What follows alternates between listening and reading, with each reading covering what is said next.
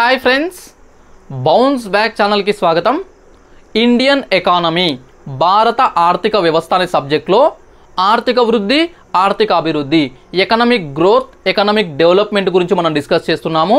So group 2, group 3 ఎగ్జామ్స్లో Indian ఎకానమీలో 10 నుంచి 12 మార్కుల వెయిటేజ్ ఉన్నటువంటి చాప్టర్ ఇది. ఇందులో భాగంగా మనం గత వీడియోల్లో అంటే గత క్లాసులలో ఆర్థిక వృద్ధి అంటే ఏంటి, ఆర్థిక అభివృద్ధి అంటే ఏంటి, సో ఎకనామిక్ గ్రోత్ అంటే ఏంటి, ఎకనామిక్ డెవలప్మెంట్ అంటే ఏంటి, what is the difference between economic growth and economic development అని చెప్పేసి కొన్ని అంశాలు నేర్చుకోవడం జరిగింది. వాటి నుంచి ఖచ్చితంగా 2 మార్కులు అయితే వచ్చే అవకాశం ఉంది. ఇక ఈరోజు చెప్పబోయే చాప్టర్ నుంచి కూడా అంటే టాపిక్ నుంచి కూడా 1 మార్క్ అయితే వచ్చే అవకాశం ఉంది. ఇది వచ్చేసి మనకు ఎకనామిక్ డెవలప్మెంట్, ఆర్థిక అభివృద్ధి యొక్క లక్ష్యాలు ఏంటి, so what are the goals of economic development అని చెప్పేసి అనొచ్చు. సో ఫ్రెండ్స్, ప్రతి దేశం కూడా ఆర్థిక అభివృద్ధి సాధించాలి. సో ఈ ఆర్థిక అభివృద్ధి సాధించాలి అని అంటే ఆర్థిక అభివృద్ధి కావాలి అంటే సరిపోతుందా? సరిపోదు. దానికి కొన్ని లక్ష్యాలు పెట్టుకోవాలి. ఆ లక్ష్యాలను నెరవేర్చినప్పుడే ఆర్థిక అభివృద్ధి నెరవేరినట్లయితుంది. ఫర్ ఎగ్జాంపుల్, ఇప్పుడు మన బౌన్స్ బ్యాక్ ఛానల్లో క్లాసెస్ వింటున్న వాళ్ళు కావచ్చు, బయట పోటీ పరీక్షలకు ప్రిపేర్ అవుతున్న ప్రతి అభ్యర్థులు, లక్షల మంది నిరుద్యోగులు అందరూ కూడా ఈ పోటీ పరీక్షల్లో ఐ వాంట్ సక్సెస్ అని చెప్పేసి అనుకుంటా కూర్చుంటే సక్సెస్ వస్తుందా? రాదు. ఉంటుంది, మైండ్లో ఉంటుంది. ఐ వాంట్ సక్సెస్ అని చెప్పేసి అనుకోవాలి, కానీ దానికి కొన్ని లక్ష్యాలు పెట్టుకోవాలి. అంటే ఈ టైంలో ఉన్నటువంటి టైంని సరిగా ఉపయోగించుకోవాలి. ఆ టైంలో సెలెక్ట్ చేసుకున్నటువంటి పుస్తకాలను కరెక్ట్గా చదవాలి, రివిజన్ చేయాలి, బిట్స్ ప్రాక్టీస్ చేయాలి, మాక్ టెస్టులు రాయాలి, ఇంకా ఏమైనా తప్పులుంటే సరిదిద్దుకోవాలి, ఎగ్జామ్ 3 గంటల్లో 2.5 గంటలు ఉంటే దాంట్లో కరెక్ట్ అటెంప్ట్ చేయాలి. ఇలాంటి లక్ష్యాలన్నీ నిర్దేశించుకొని వాటి కోసము ప్రయత్నం చేస్తే అప్పుడు అవన్నీ సాధించినప్పుడు వాటన్నిటిని కరెక్ట్ ఇంప్లిమెంట్ చేస్తే ఫైనల్ అవుట్పుట్ అనేది వస్తుంది, ఫైనల్ మంచి ర్యాంక్ అనేది వస్తుంది. సో ఫ్రెండ్స్, నిన్న వచ్చినటువంటి సింగరేణి ఎగ్జామ్ రిజల్ట్స్లో కూడా కొంతమంది అభ్యర్థులు సో నేను చెప్పినటువంటి పాలిటీ క్లాసెస్ బాగా ఉపయోగపడినాయి అని చెప్పేసి అన్నారు. సో అదేవిధంగా వాళ్ళు మంచి స్టేట్ లెవెల్లో మంచి ర్యాంకులు సాధించారు. సో అది 1 రోజు 2 రోజుల్లో వచ్చినటువంటి సక్సెసా? కాదు, చాలా కష్టపడి ఉంటారు. సో అంత మంచి ర్యాంకులు రావాలి, అంత మంచి ఉద్యోగాలకు సెలెక్ట్ కావాలంటే దాని వెనుక చాలా వర్క్ ఉంటుంది. సో ఇలా చిన్న చిన్న గోల్స్ పెట్టుకొని అవన్నీ కలిపినప్పుడే ఒక పెద్ద గోల్ ఏదైనా సరే సాధించే అవకాశం ఉంటుంది. కాబట్టి సో ఇది ఒక వ్యక్తికైనా, ఒక వ్యవస్థకైనా, ఒక దేశానికైనా, ఒక ఆర్థిక వ్యవస్థకైనా దేనికైనా వర్తిస్తుంది. అందుకే భారతదేశం లాంటి కంట్రీలు కావచ్చు, ఏవైనా కావచ్చు, ఆర్థిక అభివృద్ధి, ఎకనామిక్ డెవలప్మెంట్ సాధించాలంటే కొన్ని లక్ష్యాలను అయితే నిర్దేశించుకొని వాటిని సాధించాల్సి ఉంటుంది. అవేంటో మనం ఈరోజు ఈ వీడియో ద్వారా చూస్తాము. ఓకే, అందుకే ఈ క్లాస్ని పూర్తిగా చూడండి. ప్రతి క్లాస్ కూడా ఎక్స్ప్లెనేషన్ అనేది చాలా ఇంపార్టెంట్. మీరు ఏ పుస్తకాలు చదివినా కూడా క్లియర్గా అర్థమవుతుంది ఈ కంటెంట్ మీరు వింటే. ఇక చాలామంది అడుగుతున్నారు, సార్ మీరు ఎట్లాగో నోట్స్ ఇస్తలేరు కదా, ఏదో ఒక పుస్తకం, మీరు చెప్పే పుస్తకం చెప్పండి, అదే కొనుక్కొని దాంట్లో ఉన్నటువంటి క్లాసులు మేము చదువుకుంటాము అంటే సబ్జెక్ట్ చదువుకుంటామని చెప్పేసి అంటున్నారు. కానీ నేను ఒకటే పుస్తకం నుంచి చెప్పట్లేదు, 4-5 బుక్స్ అనేటివి నేను అన్నిటిని కలిపి రిఫర్ చేసి వాటి నుంచి కంటెంట్ తీసుకుంటున్నాను. తెలుగు అకాడమీ చూస్తున్నాను, ఇంటర్మీడియట్ సెకండ్ ఇయర్, అదేవిధంగా ఇక్కడ ఎన్సీఆర్టీ పుస్తకాల్లో కొన్ని కాన్సెప్ట్స్ చూస్తున్నాను. ఇక ఈ రమేష్ సింగ్ అని చెప్పేసి మనకు ఇండియన్ ఎకానమీ, నేను సివిల్ సర్వీసెస్ ఎగ్జామ్స్ కోసం వాడే పుస్తకం ఉంది. ఇక వికే పూరి అండ్ మిశ్రా అని చెప్పేసి సివిల్ సర్వీసెస్కి వాడే పుస్తకం ఉంది. కొన్ని రిపోర్ట్లు ఉన్నాయి. ఇలా 4-5 సోర్సెస్, 4-5 రకాల సోర్సెస్ నుంచి నేను గ్యాదర్ చేసుకుని మీకు క్లాసెస్ చెప్తున్నాను. కాబట్టి ఒకటి ఖచ్చితంగా ఇదే చదవండి అని చెప్పడానికి పరిస్థితి లేదు. అయితే క్లాసులు వినండి, మీరు సబ్జెక్ట్ ఎక్కడ చదివినా కూడా అర్థమైతే అవుతుంది. ఇక వీడియోని పూర్తిగా చూసిన తర్వాత నచ్చితే లైక్ చేయండి, షేర్ చేయండి, ఛానల్ అయితే సబ్స్క్రైబ్ చేసుకోండి. చూద్దాము ఈ ఆర్థిక వృద్ధి, ఆర్థిక అభివృద్ధి యొక్క లక్ష్యాలు ఏమున్నాయో చూద్దాము. Goals of economic growth and development. ముఖ్యంగా మనం ఇక డెవలప్మెంట్ గురించి మాట్లాడదాము. ఎందుకంటే మన దేశానికి, భారతదేశం లాంటి ఆర్థిక వ్యవస్థకు, ఎకనామిక్ సిస్టమ్కి కావాల్సింది ఏంటి, అభివృద్ధి చెందుతున్నటువంటి ఆర్థిక వ్యవస్థకు కావాల్సింది ఏంటి, ఆర్థిక అభివృద్ధి, ఎకనామిక్ డెవలప్మెంట్ అనమాట. ఓకే, ఫస్ట్ గోల్, ఖచ్చితంగా ఉండాల్సిన గోలు ప్రతి ఆర్థిక వ్యవస్థ కూడా అభివృద్ధి చెందింది కావచ్చు, చెందుతున్నది కావచ్చు, అండర్ డెవలప్మెంట్లో ఉన్నది కావచ్చు, ఏదైనా సరే ఫోకస్ చేసేది అధిక వృద్ధి rate. Okay, high growth rate అని చెప్పేసి అనొచ్చు, లేదంటే హై రేట్ ఆఫ్ గ్రోత్ అని చెప్పేసి అనొచ్చు. ఎందుకంటే ఏ ఆర్థిక వ్యవస్థ అయినా వృద్ధి సాధించాలి, వృద్ధి సాధించినప్పుడు దాంతోపాటు అభివృద్ధి సాధించడానికి అవకాశం ఉంటుంది. లేదంటే అభివృద్ధి సాధించాలన్నా కూడా ఎంతో కొంత వృద్ధి అయితే ఉండాలి. అంటే ఈ గ్రోత్ అండ్ డెవలప్మెంట్ అనేవి రెండు ఒకదాని మీద ఒకటి డిపెండ్ అయి ఉంటాయి. కాబట్టి ఖచ్చితంగా ఆర్థిక వ్యవస్థ అంటేనే ఇక్కడ ఆదాయంతో కూడుకున్నది కాబట్టి అది పెరగాలి. పెరగాలంటే ఉత్పత్తి ఎక్కువ చేయాలి, ప్రొడక్షన్ ఎక్కువ చేయాలి. ఏం ప్రొడక్షన్ చేయాలి? వస్తువులను ప్రొడక్షన్ చేయాలి, సేవలను కూడా ఉత్పత్తి చేయాల్సి ఉంటుంది. గూడ్స్ అండ్ సర్వీసెస్ని ఎంత ఎక్కువ ప్రొడ్యూస్ చేస్తే అంత ఆదాయం వస్తుంది, అంత వృద్ధి అనేది సాధిస్తుంది. కాబట్టి అధిక వృద్ధి రేటు అనేది ఒక గ్రోత్, ఒక ఎకనామిక్ సిస్టమ్, ఒక ఆర్థిక వ్యవస్థ యొక్క ప్రధాన లక్ష్యంగా ఉంటుంది. అందుకే మన భారతదేశానికి ఇండియాను తీసుకోవచ్చు, లేదంటే ఈ చైనా, మన నైబరింగ్ కంట్రీస్లో చైనా, ఈ దేశాలు తీసుకోవచ్చు. ఎప్పుడైతే అంటే మన ఇండియాకి 1947లో ఇండిపెండెన్స్ వచ్చింది కదా, అదే సందర్భంలో 1949లో చైనాకు కూడా స్వాతంత్రం వచ్చింది. ఆ సందర్భంలో ఇండియా, చైనా ఆల్మోస్ట్ ఒకటే రకంగా ఉన్నటువంటి దేశాలు. ఈ రెండు దేశాలు కూడా అప్పుడు వాళ్ళ యొక్క ప్రణాళికలు, మన భారతదేశం పంచవర్ష ప్రణాళికను స్టార్ట్ చేసింది. అప్పుడున్నటువంటి ప్రభుత్వము, అప్పుడున్నటువంటి సిస్టమ్ ప్రకారము, అప్పుడున్న పరిస్థితుల ప్రకారము మన దేశానికి ఈ 5 year ప్లాన్స్ అని చెప్పేసి, పంచవర్ష ప్రణాళికలు బాగా పనిచేస్తాయని చెప్పేసి వాటిని తీసుకోవడం జరిగింది. సో ఈ విధంగా ఇండియా, చైనా వచ్చేసి గ్రోత్ రేట్ అనేది సాధించాలి అని చెప్పేసి ప్రయత్నాలు మొదలుపెట్టినాయి. ఇలా 1947 తర్వాత, అంటే ముఖ్యంగా ప్రణాళికలు స్టార్ట్ అయిన తర్వాత 1950s నుంచి 5-6 ప్రణాళికలు, 5-6 పంచవర్ష ప్రణాళికలు అయిపోయేంత వరకు కూడా మన దేశంలో గ్రోత్ రేట్ అనేది చాలా స్లోగా ఉన్నది. ఆశించిన స్థాయిలో ఆ గ్రోత్ రేట్ లేదు, అంటే మందకొడిగా ఉంది, చాలా నెమ్మదిగా నత్తనడకగా కొనసాగుతుంది.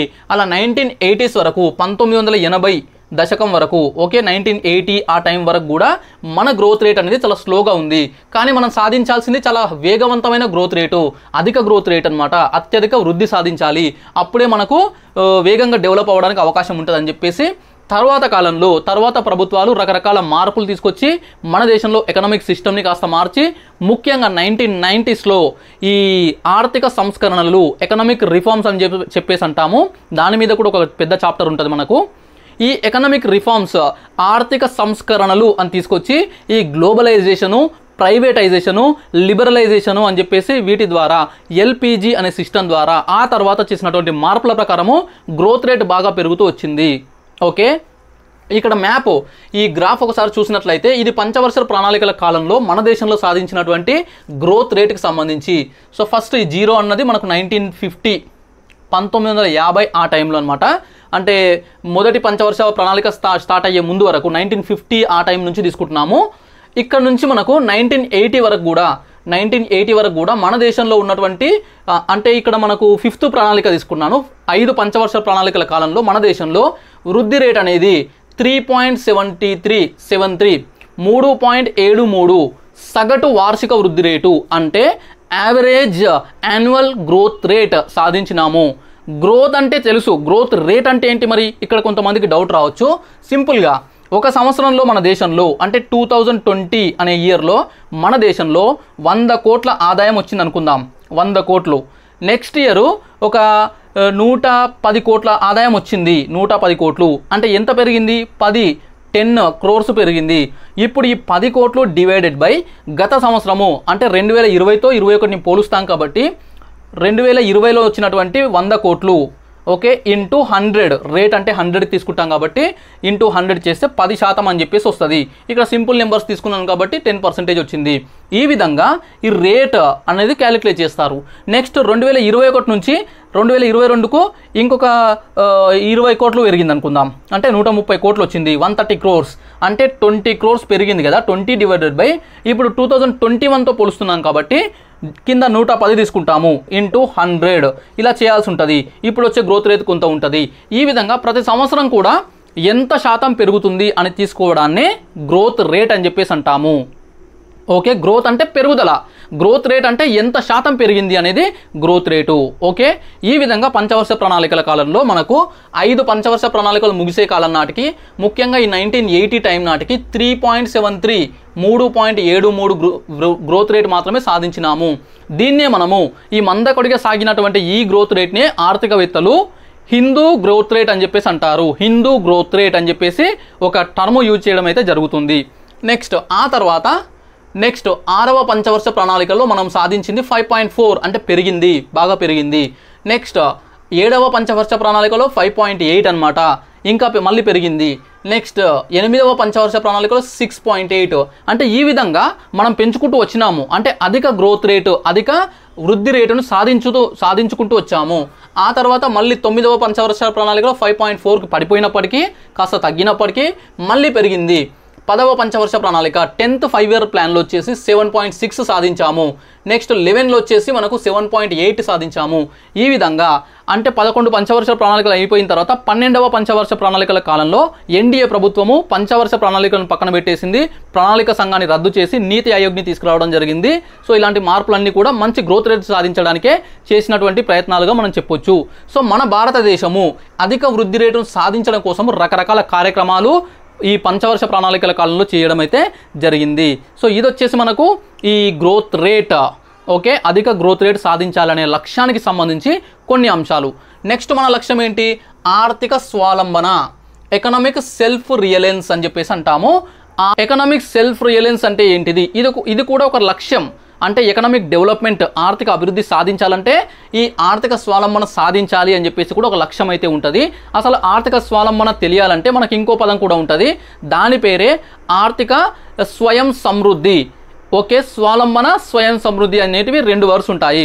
డిఫరెన్స్ ఏంటంటే ఇప్పుడు ఏదైనా ఒక ఆర్థిక వ్యవస్థ అంటే ఇప్పుడు భారతదేశం కావచ్చు, లేదంటే చైనా కావచ్చు, లేదంటే శ్రీలంక కావచ్చు, ఏదైనా సరే ఒక దేశము, ఎగ్జాంపుల్ మనం ఇండియా తీసుకుందాము. భారతదేశం యొక్క ఆర్థిక వ్యవస్థలో మన దేశంలో ఏవైనా వస్తువులు, okay, any kind of goods and services అన్నమాట, ప్రతి ఒక్కటి కూడా ఇతర దేశాలతో, బయట దేశాలతోన ఆధారపడకుండా, వాటి నుంచి తెచ్చుకోకుండా, వాటి నుంచి కొనుక్కోకుండా మనమే తయారు చేసుకోవడము, మనమే ఉత్పత్తి చేసుకోవడము, మనమే ప్రొడ్యూస్ చేసి మనమే వాడుకోవడము, ఇలా చేస్తే దాన్ని ఆర్థిక స్వయం సమృద్ధి అని చెప్పేసి అంటాము.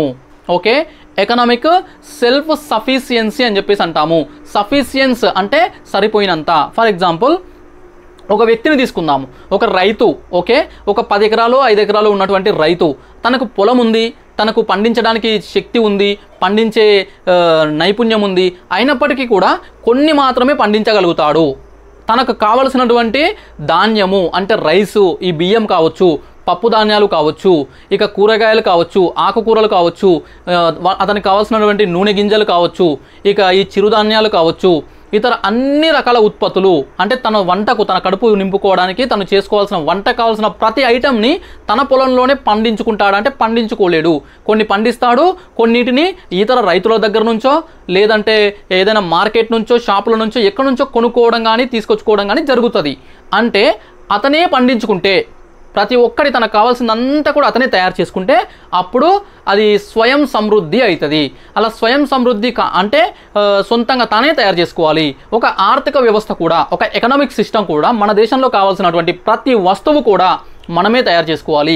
అంటే మన దేశంలో కావాల్సినటువంటి టెక్నాలజీ కావచ్చు, మన దేశంలో భారీ యంత్రాలు కావచ్చు, ఇనుముకు సంబంధించింది కావచ్చు, ఎలక్ట్రానిక్ వస్తువులు కావచ్చు, లేదంటే ఈ ఫార్మాసిటికల్వి కావచ్చు, ఈ మందులు కావచ్చు, లేదంటే ఇతర అన్ని రకాలు గోల్డ్కు సంబంధించిన ఆర్నమెంట్స్ కావచ్చు, ఏదైనా సరే సర్వీసులు కూడా, ఎడ్యుకేషన్, హెల్త్, ప్రతి ఒక్క సర్వీస్ కూడా మన దేశమే ఉత్పత్తి చేసుకుంటే అప్పుడు ఆర్థిక స్వయం సమృద్ధి, సెల్ఫ్ సఫిషియన్సీ వచ్చినట్లు.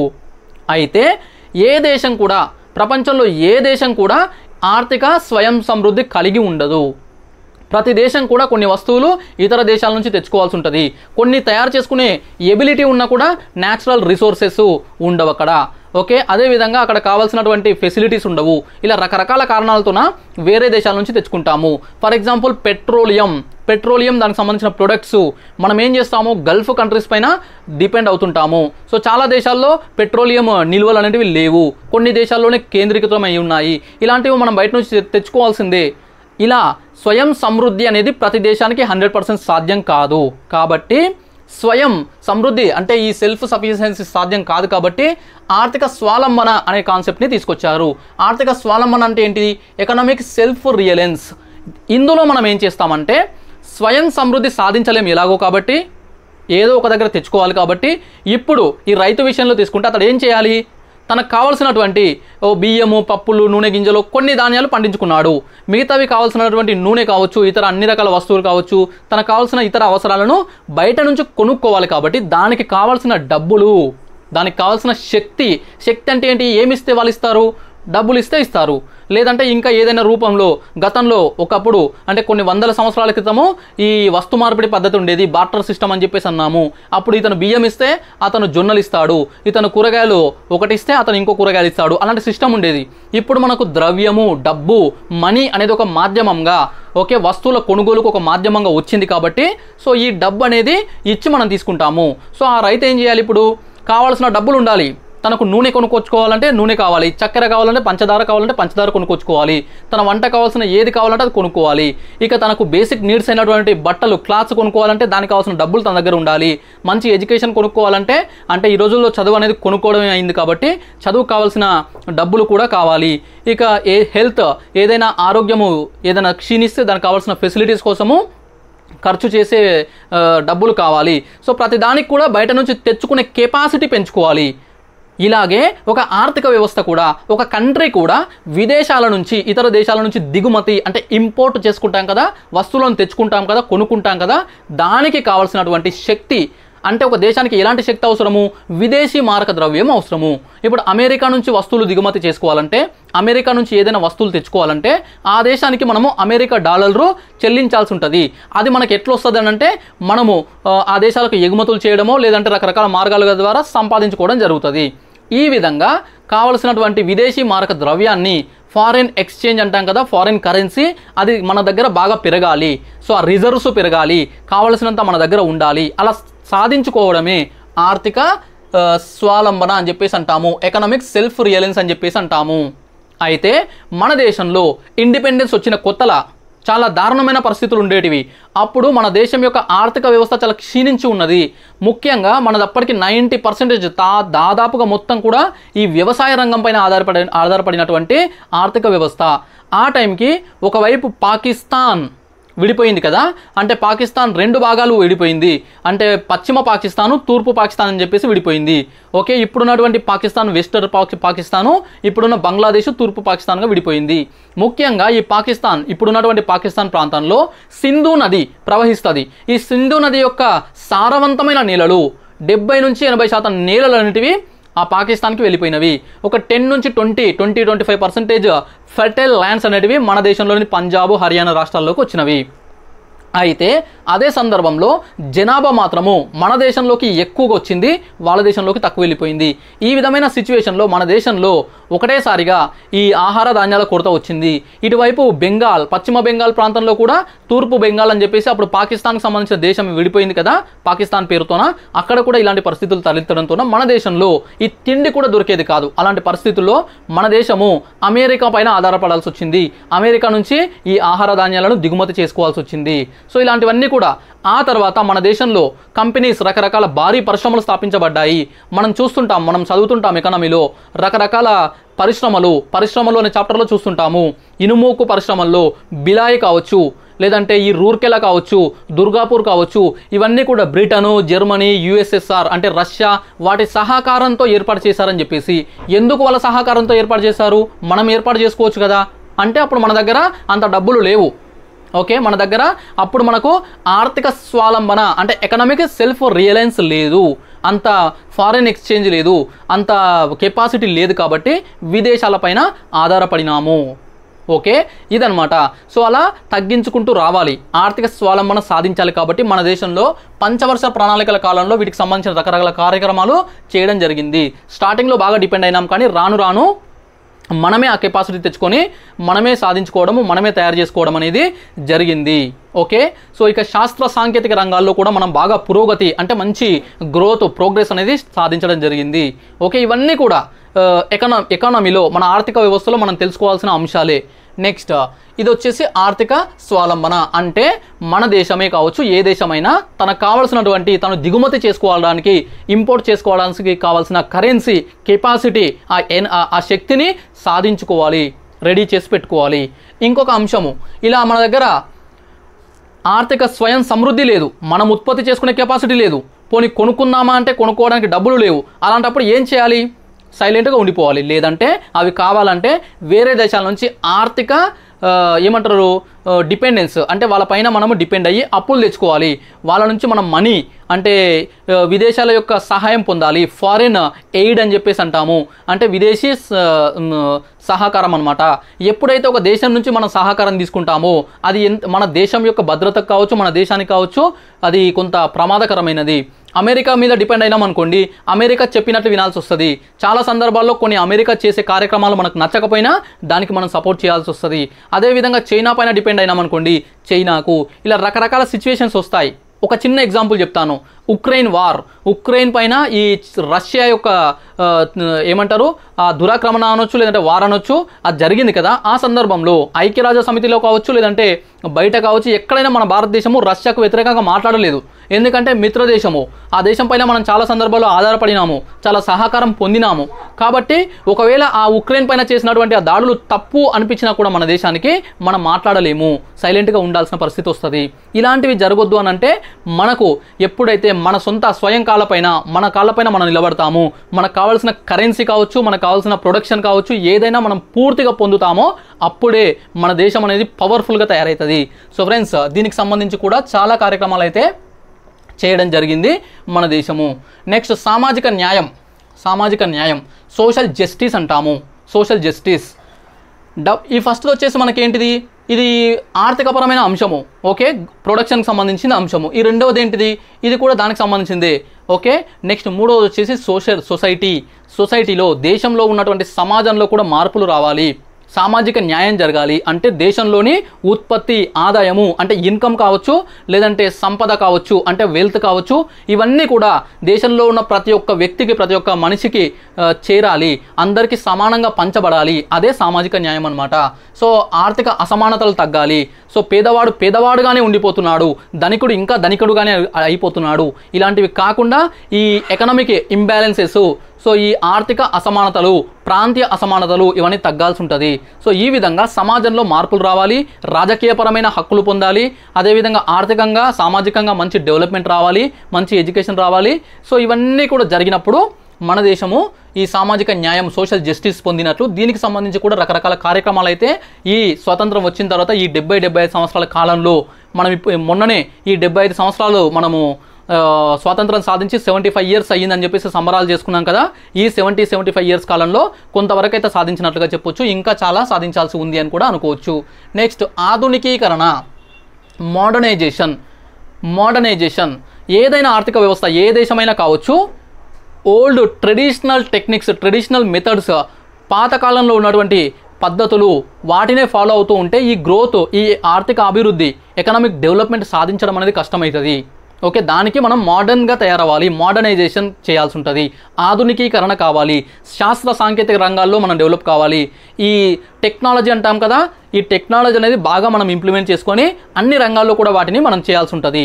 ఫర్ ఎగ్జాంపుల్ ఇప్పుడు అగ్రికల్చర్ సెక్టార్లో ఒకప్పుడు ఉన్నటువంటి ఈ ప్రాక్టీసెస్, అంటే ఈ పంటలు పండించే విధానం వేరుంది, ఇప్పుడు మొత్తం టెక్నాలజీ అనేది వచ్చేసింది.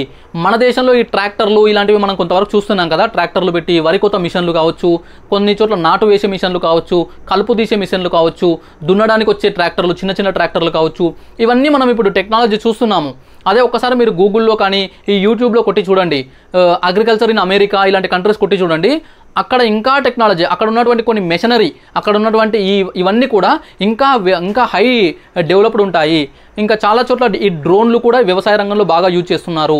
ఇవన్నీ కూడా పెరిగినప్పుడు ఏమవుతుందంటే పని తగ్గుతుంది, ప్రొడక్షన్ పెరుగుతుంది. మనకు సింపుల్గా ఒక విషయం చెప్పొచ్చు. మనం ఇక్కడ డి అనే సినిమాలో హీరో ఒక సందర్భంలో చెప్తాడు, 10 మంది 10 రోజుల్లో చేసే పని ఒక మనిషి 1 రోజుల్లో చేస్తాడని చెప్పేసి. ఆ డబ్బులు లెక్క పెట్టే మిషన్ అనేది ఉంటుంది కదా, అందరు కలిసి సంచుల్లో డబ్బులు లెక్క పెడుతుంటే ఆ మనీ కౌంట్ చేసే మిషన్స్ తీసుకొచ్చి ఫాస్ట్గా చేసేస్తాడు. అంటే అక్కడ మెషిన్, ఒక టెక్నాలజీ అనేది కూడా తీసుకురావడం జరిగింది. అదేవిధంగా ప్రతి రంగంలో కూడా, ముఖ్యంగా వ్యవసాయ రంగము, పారిశ్రామిక రంగంలో ఈ అడ్వాన్స్డ్ టెక్నాలజీ, ఈ మోడర్నైజేషన్ జరిగినప్పుడు ప్రొడక్షన్ పెరుగుతుంది, అదేవిధంగా మనకు బాగా ఆదాయం వస్తుంది, డెవలప్మెంట్కి దారితీస్తుంది. ఇక దాంతోపాటు ఈ వ్యవసాయ రంగము, పారిశ్రామిక రంగాల్లో, అగ్రికల్చర్ సెక్టార్ అండ్ ఇండస్ట్రియల్ సెక్టార్లో ఈ టెక్నాలజీ పెరిగినప్పుడు అట్ ద సేమ్ టైం దానికి అనుబంధంగా ఉండే సేవలు ఉంటాయి కదా, బ్యాంకింగ్ కావచ్చు, ఇన్సూరెన్స్లు కావచ్చు, అదర్ అన్ని రకాల సర్వీసెస్లో కూడా ఈ టెక్నాలజీ అవసరం ఉంటుంది. అవి కూడా బాగా డెవలప్ అవుతాయి.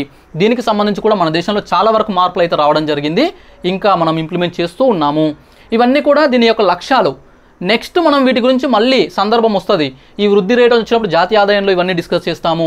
ఓకే, సో ఇవన్నీ మళ్ళీ నెక్స్ట్ వచ్చే క్లాసెస్లో కూడా వస్తాయి. నెక్స్ట్ ఆర్థిక స్థిరత్వము, ఎకనామిక్ స్టెబిలిటీ అని చెప్పేసి అంటాము. ఓకే, ఈ ఆర్థిక అభివృద్ధి లక్ష్యాల్లో ఆర్థిక స్థిరత్వము కూడా ఒకటి, ఎకనామిక్ స్టెబిలిటీ అనేది కూడా ఉండాలి.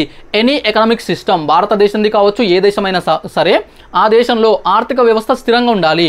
ధరల స్థాయి, ముఖ్యంగా ఈ ద్రవ్యోల్బణము అంటాం కదా, ఇన్ఫ్లేషన్, ఈ ఇన్ఫ్లేషన్ అనేది పెరగకూడదు. ద్రవ్యోల్బణ రేటులు కూడా మనం చూస్తుంటాం రెగ్యులర్గా న్యూస్లో. ఈ ద్రవ్యోల్బణం అనేది, ఈ ఇన్ఫ్లేషన్ అంటే ఏంటిదంటే ధరల స్థాయిలో భారీగా పెరుగుదల, ధరలు పెరుగుతూ పోతుంటాయి విపరీతంగా. మనం ఇప్పుడు కూడా సిచ్యువేషన్ చూస్తున్నాము, విపరీతంగా ధరలు పెరుగుతున్నాయి. ఈ విధంగా ఈ ధరల్లో విపరీతమైన పెరుగుదలని మనం ద్రవ్యోల్బణంగా చెప్తాం. కాబట్టి సో అది దేన్ని సూచిస్తుంది అంటే ఈ ఆర్థిక వ్యవస్థ యొక్క, ఎకనామిక్ సిస్టమ్ యొక్క స్థిరత్వం పోయినట్లుగా, అంటే ఈ స్థిరత్వం, స్టెబిలిటీ అనేది పోతుంది అన్నట్లుగా మనకి ఈ ద్రవ్యోల్బణం సూచిస్తుంది. కాబట్టి మనం ఏం చేయాలి, ఈ ద్రవ్యోల్బణాన్ని కంట్రోల్ చేయాల్సి ఉంటుంది. దానికి సంబంధించి కూడా మనకు మొదట్లో మన పంచవర్ష ప్రణాళిక స్టార్ట్ చేసిన కొత్తలో కూడా అప్పుడు ద్రవ్యోల్బణం చాలా ఉండేది. తర్వాత తగ్గించుకుంటూ కొంత కంట్రోల్కి అయితే తీసుకురావడం జరిగింది. నెక్స్ట్ సుస్థిర అభివృద్ధి, సస్టైనబుల్ డెవలప్మెంట్ అంటాము. Very very important. దీని నుంచి కూడా 2016 గ్రూప్ 2 ఎగ్జామ్లో సస్టైనబుల్ డెవలప్మెంట్ అనే టాపిక్ నుంచి కూడా 2-3 క్వశ్చన్స్ అయితే రావడం జరిగింది. అయితే వృద్ధి అభివృద్ధి అనే చాప్టర్లో ఆ భాగంగా అడిగి ఉండొచ్చు, మళ్ళీ తర్వాత కూడా దీని గురించి వస్తుంది. కాబట్టి అక్కడ కూడా థర్డ్ పార్ట్ ఎకానమీ అంటే పేపర్ 3లో 3వ పార్ట్లో అభివృద్ధి, పరివర్తనలు, మార్పు అని ఉంటుంది కదా, అక్కడ కూడా సస్టైనబుల్ డెవలప్మెంట్ ఉంటుంది. ఆ భాగంలో కూడా అడిగి ఉండొచ్చు. సో తర్వాత మనం డెప్త్గా అయితే డిస్కస్ చేస్తాం, కానీ ఇక్కడ ఒకసారి తెలుసుకుందాము. సస్టైనబుల్ డెవలప్మెంట్, సుస్థిర అభివృద్ధి అని చెప్పేసి అంటాము. ఏంటి సుస్థిర అభివృద్ధి? సుస్థిర అభివృద్ధి అంటే ప్రస్తుతం ఉన్నటువంటి మన మానవ జాతి ఉంది కదా, ఇప్పుడు ఒక దేశంలో, ఏ దేశమైనా కావచ్చు, ఆ దేశంలో ఉన్నటువంటి వనరులు, సహజ వనరులు కావచ్చు, మానవ వనరులు కావచ్చు, ఇతర ఏ వనరులైనా సరే, ఎనీ టైప్ ఆఫ్ రిసోర్సెస్ అన్నమాట. వాటిని ప్రస్తుతము ఏం చేయాలంటే మన అవసరాలకు వాడుకుంటూ ఉండాలి. అదేవిధంగా భవిష్యత్ తరాల వరకు కూడా నష్టం జరగకుండా, వాళ్ళ అవసరాలు కూడా తీరే విధంగా, వాళ్ళ కోసం ఉంచే విధంగా, వాళ్ళకు కూడా అందించే విధంగా ఏర్పాట్లు చేస్తూ ప్రస్తుతం మన అవసరాలను కూడా తీర్చుకోవాలి. అంటే ఇప్పుడు బొగ్గు అని చెప్పేసి ఒక ఇంధన వనరు ఉంది కదా అని చెప్పేసి మనం మొత్తం తోవేసుకొని ఇప్పుడే వాడుకున్నాం అనుకోండి, ఒక 20, 30, 40, 50 సంవత్సరాల తర్వాత వచ్చే జనాలు, అప్పుడున్నటువంటి వాళ్లకు ఆ ఇంధనం అనేది లేకుండా పోతుంది. సో వాళ్ళ అవసరాలు తీరవు, అప్పుడు చాలా ప్రాబ్లం అవుతుంది. సో వాళ్ళకు కొంత కేటాయిస్తూ, వాళ్ళకు కావాల్సిన విధంగా వాళ్ళకు ఉంచుతూ మన అవసరాలు కూడా తీర్చుకోవాలి.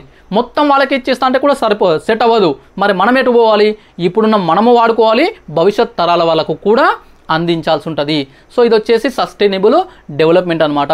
అయితే మనం వాడుకునే క్రమంలో కొంతవరకు ఇప్పుడు ఈ బొగ్గు అనే విషయంలో అదే ఒక ఇంధనం పైన డిపెండ్ కాకుండా కొన్ని సాంప్రదాయ ఇంధన వనరులు అని చెప్పేసి అంటాం కదా, ఈ సోలార్ ఎనర్జీ, అదేవిధంగా విండ్ ఎనర్జీ అండ్ ఇంకా రకరకాల ఎనర్జీస్ ఉంటాయన్నమాట. వాటి మీద కూడా మనం కొంత డిపెండ్ అవ్వాల్సి ఉంటుంది. ఆల్టర్నేటివ్ సోర్సెస్ని మనం వెతుక్కోవాల్సి ఉంటుంది. ఎట్ ద సేమ్ టైం ఈ సుస్థిర అభివృద్ధిలో మనం పర్యావరణాన్ని, వెరీ వెరీ ఇంపార్టెంట్, ఈ ఎన్విరాన్మెంట్ని కాపాడాలి. ఇది కూడా ఇప్పుడు పర్యావరణం మనం మన అవసరాలకు పిచ్చిగా వాడేసుకుంటూ మొత్తం నాశనం చేసి పడేసి, మొత్తం పొల్యూషన్ చేసేసి మొత్తం చేసామనుకోండి, భవిష్యత్ తరాల వాళ్ళకు చాలా కష్టంగా మారుతుంది జీవనము. అందుకే దాన్ని కూడా మనము కాపాడాల్సి ఉంటుంది. ఇదంతా సుస్థిర అభివృద్ధి అనే దాంట్లో భాగము. ఫర్ ఎగ్జాంపుల్ ఇక్కడ ఒక చిన్న ఎగ్జాంపుల్ చెప్తా చూడండి. చాలామంది పేరెంట్స్ ఏం చేస్తారు, కొంత ఫుడ్ ఉంది, ఓకే, కొంత ఫుడ్ ఉంది. ఆ ఫుడ్ అనేది ఆ ఇంట్లో తల్లి, తండ్రి, 2 పిల్లలు ఉన్నారు అనుకుందాం. నలుగురికి సరిపోయేంత ఫుడ్ లేదు. ఈ నలుగురికి సరిపోయినంత ఫుడ్ లేనప్పుడు జనరల్గా ఏం చేస్తారంటే తల్లి కానీ, తండ్రి కానీ, లేదంటే 2 కానీ పస్తులుండి వాళ్ళు తినకుండా అది తీసుకుపోయి పిల్లలకు పెడతారు. ఎందుకంటే వాళ్ళకు ఉన్నటువంటి ప్రేమ అలాంటిది కాబట్టి వాళ్ళు దాన్ని పెడతారు.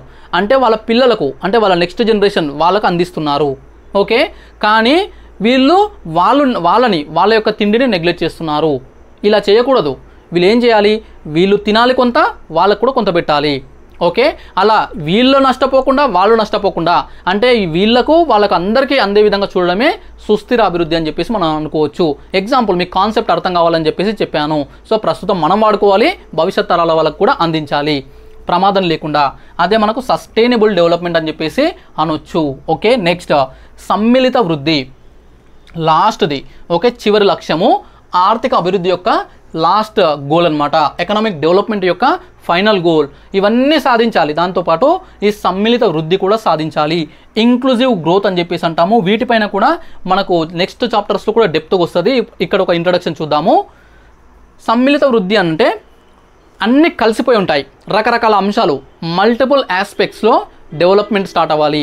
అంటే మల్టిపుల్ ఆస్పెక్ట్స్లో మనం వాటిలో ప్రోగ్రెస్ అనేది ఉండాలి, వాటిలో చేంజెస్ అనేవి ఉండాలి. ఫర్ ఎగ్జాంపుల్ పేదరికం అనేది తగ్గుతూ రావాలి, తగ్గి పేదరికం లేకుండానే పోవాలి. నిరుద్యోగం కూడా తగ్గాలి. మహిళా సాధికారిత, ఓకే, ఉమెన్ ఎంపవర్మెంట్ అనేది పెరగాలి. ఓకే, అదేవిధంగా ఈ అక్షరాస్యత పెరగాల్సి ఉంటుంది. వైద్య సదుపాయాలు పెరగాలి. శిశు మరణాల రేట్లు తగ్గాలి. అంటే పుట్టినప్పుడు పిల్లలు ఉంటారు కదా, వాళ్ళు చాలామంది పుట్టిన కొన్ని నెలల లోపల చనిపోయే ప్రమాదం ఎక్కువ ఉంటుంది. అలాంటి మరణాలు తగ్గాలి. ఇలా రకరకాలుగా ఇవన్నీ కలిసి డెవలప్ అయినప్పుడు దాన్ని మనము సమ్మిళిత వృద్ధి అని చెప్పేసి అంటాము. ఓకే, ఈ సమ్మిళిత వృద్ధి సాధించినప్పుడే, ఇది మనకు వర్కౌట్ అయినప్పుడే, అది కంప్లీట్ అయినప్పుడే మనకు ఫైనల్గా ఆర్థిక అభివృద్ధి చెందిన దేశము అని చెప్పేసి అంటాము. చూడండి, డెవలప్ అయిన కంట్రీస్, అభివృద్ధి సాధించిన దేశాలు ఇవన్నీ ఉంటాయి. ఇప్పుడు అమెరికా లాంటి దేశం తీసుకోండి, అధిక వృద్ధి రేటు ఉంటుంది, వాళ్ళకు ఆర్థిక స్వావలంబన ఉంటుంది. వాళ్ళు ఉత్పత్తి చేసుకోవడం కానీ కొన్ని డిపెండ్ అవుతారు వేరే దేశాలపైన. వేరే దేశాల నుంచి కొనుక్కునే శక్తి వాళ్ళకు ఉంటుంది. సామాజిక న్యాయము, అలాంటి దేశాల్లో సామాజిక న్యాయం కూడా అక్కడ అందుతుంది. నెక్స్ట్ ఆధునికీకరణ, ఓకే, అక్కడ టెక్నాలజీ బాగా డెవలప్ అయి ఉంటుంది. నెక్స్ట్ ఆర్థిక స్థిరత్వము, వాళ్ళ దేశాల్లో కొంత ఎకనామిక్ సిస్టమ్ అనేది స్టేబుల్గా ఉంటుంది. నెక్స్ట్ సుస్థిర అభివృద్ధి, వాళ్ళ దేశాల్లో కొన్ని చట్టాలు అనేటివి వాళ్ళు స్ట్రిక్ట్గా ఇంప్లిమెంట్ చేస్తారు. అంటే ఈ సుస్థిర అభివృద్ధి కోసము, ఈ ఏమంటారు అది సస్టైనబుల్ డెవలప్మెంట్ కోసము. అదేవిధంగా సమ్మిళిత వృద్ధి, అక్కడ పేదరికము, నిరుద్యోగం ఇలాంటివి తక్కువ స్థాయిలో ఉంటాయి. సో సమ్మిళిత వృద్ధి సాధించుంటారు. ఇవన్నీ లక్ష్యాలు వాళ్ళు మనకంటే చాలా ఎక్కువగా సాధించున్నారు కాబట్టి వాళ్ళు డెవలప్డ్ కంట్రీస్గా చెప్పబడుతున్నారు, అభివృద్ధి చెందిన దేశాలుగా చెప్తున్నారు. అందుకే చాలామంది ఈ బయట దేశాలకు ఒక్కసారి, అంటే అమెరికా కానీ, లేదంటే ఇంగ్లాండ్ కానీ, ఆస్ట్రేలియా కానీ, ఇలాంటి కొన్ని దేశాలకు ఒక్కసారి అక్కడ వలస వెళ్ళి అక్కడ ఎడ్యుకేషన్ పర్పస్ ఏదో వెళ్ళారనుకోండి, అక్కడ లివింగ్ స్టైల్కి అలవాటు పడిపోతే మళ్ళీ ఇండియాకి రావడానికి ఇష్టపడరు. ఎందుకనంటే అక్కడ డెవలప్మెంట్ అనేది ఎక్కువ కనిపిస్తుంది కాబట్టి. ఓకే, సో ఇక్కడ మళ్ళీ మీరు నెగిటివ్గా తీసుకోవద్దు. సార్ మన దేశం గొప్పది, మన దేశం గురించి చెప్పకుండా మీరు అమెరికా గురించి చెప్తున్నారు, ఇవన్నీ మాట్లాడకూడదు. ఇక్కడ నేను చెప్పేది ఏంటంటే ఈ ఎకానమీలో ఈ వృద్ధి అభివృద్ధి అనే కాన్సెప్ట్లో ఈ కాన్సెప్ట్ అర్థం కావడం కోసం చెప్తున్నటువంటి ఎగ్జాంపుల్స్ అనమాట. సబ్జెక్టుగానే చూడండి. ఓకేనా? సో ఇవి వచ్చేసి మనకు ఆర్థిక అభివృద్ధి యొక్క లక్ష్యాలు, ఎకనామిక్ డెవలప్మెంట్ యొక్క గోల్స్. ఓకే, అర్థమైంది కదా? ఇప్పటి వరకు మనకు వృద్ధి అంటే తెలిసిపోయింది, అభివృద్ధి అంటే తెలిసిపోయింది, వాటి మధ్య తేడాలు తెలిసిపోయినవి, వాటి లక్ష్యాలు కూడా తెలిసిపోయినవి. నెక్స్ట్ మనం చూసేది ఏంటంటే కొలమానాలు. అంత బాగానే ఉంది, ఎట్లా కొలవాలి మరి? ఓకే, ఆ కొలవడానికి రకరకాల ప్రమాణాలు ఉన్నాయి, వాటి గురించి తెలుసుకుందాము నెక్స్ట్ చాప్టర్స్లో. ఓకే, అప్పటి వరకు ఈ చాప్టర్స్ అన్ని రివిజన్ చేసుకోండి. వీలైనంత తొందరగా క్లాస్ కూడా అప్లోడ్ చేసే ప్రయత్నం అయితే చేస్తాను. చూస్తూనే ఉండండి బౌన్స్ బ్యాక్ ఛానల్.